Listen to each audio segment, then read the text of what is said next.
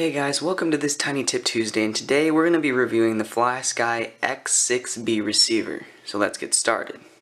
The contents of this package include the receiver, one ppm wire, one Ibus wire, and one voltage telemetry wire, along with a PWM wire. This receiver features a dual antenna system which helps to reduce latency and interference, giving you a clear signal from your remote to your drone.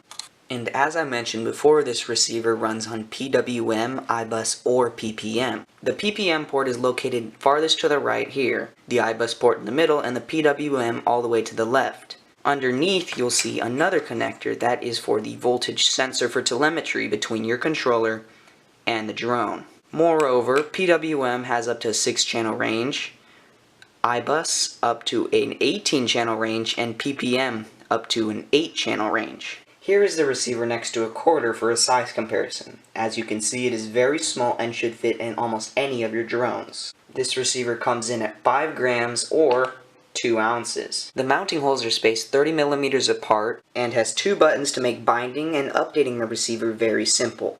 Overall, this is a very great receiver and I would recommend it to anyone who wants one. Make sure to like and subscribe, and peace out.